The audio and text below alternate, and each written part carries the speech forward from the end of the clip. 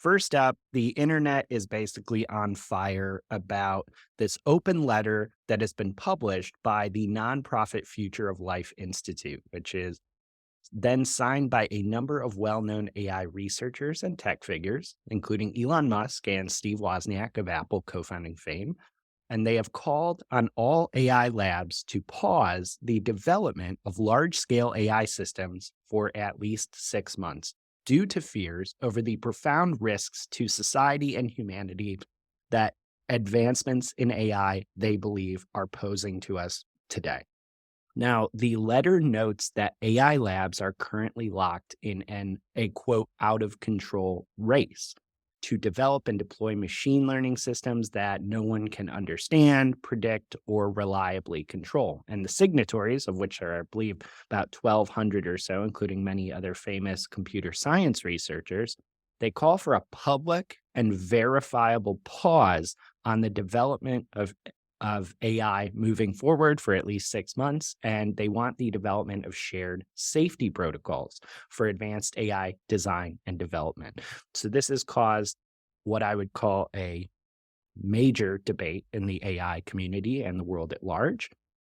How legitimate do you find the concerns expressed in this letter, Paul? And would you say this kind of proposed just 6 month ban on AI development is advisable or realistic? Listen, it's not gonna happen. Like, there's no ban coming.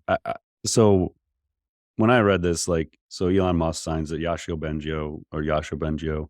Um, there's some big names, Wozniak, as you mentioned. Like, I looked at it and I thought, okay, this is interesting. The ones, so these two very extreme sides, like Jan LeCun at Meta is actually like, no, this is ridiculous. Like, we're not going to ban the technology. We're not going to slow it down. So he is very, very strong in the camp of this is absurd. Like, these language models are not a massive threat. We will figure this out. Like, just keep going. And then you have the other people, although a lot of the people that signed it are like, yeah, I don't really agree with everything in it, but we think it's important that we have this conversation. So I looked at it, I did sign it, but I didn't sign it honestly under the assumption that they're actually going to do this 6 month thing. I have more concerns with the term impact on society and the workforce that aren't being talked about enough. And so I looked at this letter as like, well, at least this will bring it to the mainstream. Like, at least we will now get some of these really important issues that we've talked about on this show before, including misinformation, disinformation, propaganda, which is going to be insane in the next election cycle in the United States. Like, I am entering the point where I don't even know that I want to go online for like the 6 to 12 months before the election in the US. The ability to tell what's real and what's not is almost gone. Like, look at Midjourney, 5 and the things that are being created there. You're not going to be able to trust photos unless they're coming from a trusted source. Like, nothing online is going to be real. Like, you're just not going to know whether the article is real. So we're going to have to very quickly move to an awareness about how much misinformation and truly fake content is going to be everywhere online. And so if it takes a letter like this to get the mainstream media talking about very real problems in AI, great. I don't think enough people are talking about job loss. Like, we try and look at the positive side of AI and then, the net positive long-term impact, and we'll create new jobs. And it's like, we'll find a path forward. I'm not so sure that that's how it's going to play out over the next like 6 to 18 months. I think there's going to be a lot of pain. I think AI is coming for knowledge work way faster than anybody is ready for. And I think you're going to see a lot of negative impact that just people aren't ready for. And so I looked at this and thought, all right, I get the people on the one side are like, this is ridiculous. Language models aren't AGI. We don't need to be worrying about this crazy thing about AGI taking over the world.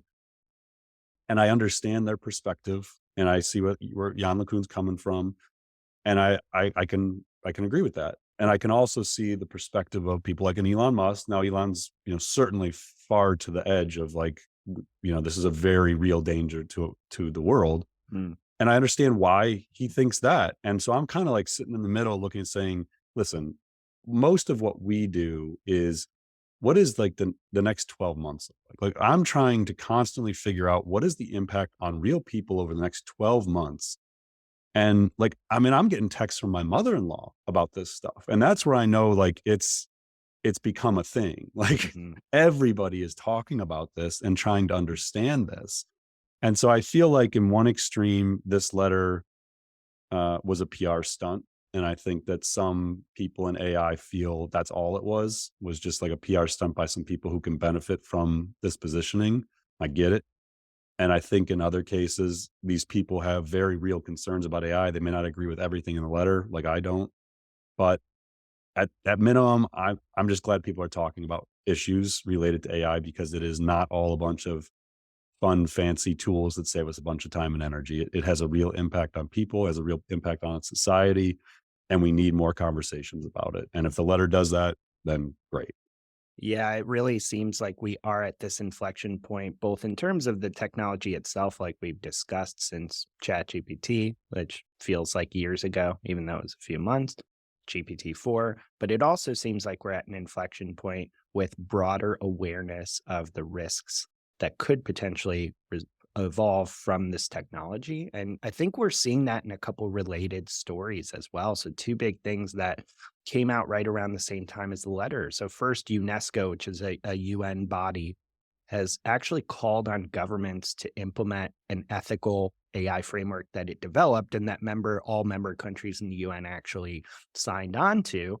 And it is coming out and saying that countries need to start implementing this framework or at least some type of ethical AI guidelines and regulations ASAP, essentially. The director general at UNESCO actually is quoted as saying, regarding this initiative, quote, "The world needs stronger ethical rules for artificial intelligence. This is the challenge of our time." At the same time, whether you agree with it or not, Italy just straight up banned ChatGPT until OpenAI can prove that some of the data that it used to train the tool and the models was not in violation of things like GDPR. So when you kind of see this increased regulatory and government interest in AI risks, and you see this letter come out, are you anticipating a new wave of possible restrictions or guidelines around the technology? I don't know how fast it's going to move. I mean, Italy moved fast, obviously. And Mm. interestingly enough, I'm going to Italy in June to do a talk about Use generative AI and ChatGPT before you ChatGPT. get there. So, yeah, should be interesting. Um, I think that, as we've talked about previously on this show, the government has to get involved. Like there has, and even OpenAI is calling for that. Like the AI researchers who don't want the Future of Life Institute letter, who don't think that's necessary, they still are calling for the government to get involved because they see the power of this stuff and they need regulation. They need some sort of guidance here.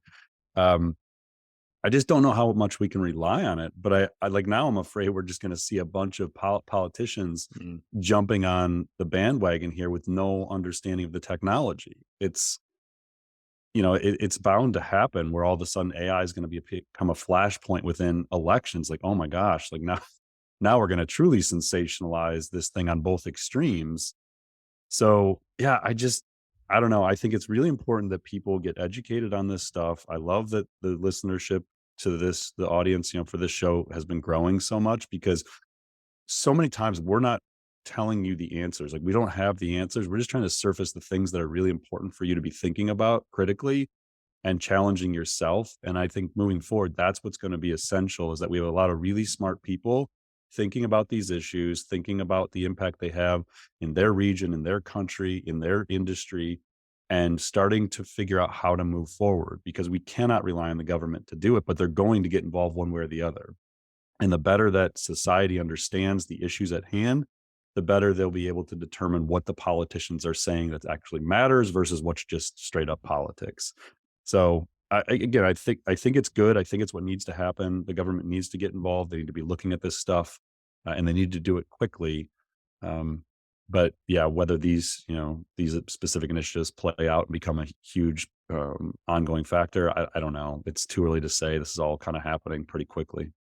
Yeah, and I think one last note that's probably important to make here is that, especially if you're really new to AI, we're not talking about the letter or Italy banning ChatGPT because we are sitting here saying you got to be really careful about whether or not you use AI. Your company will use AI. So you Yeah. need to figure out as best as you can using the imperfect information available how to chart a safe course through some of these regulations, anticipate what could happen next, because your option is not to sit on the sidelines if you want to stay in business.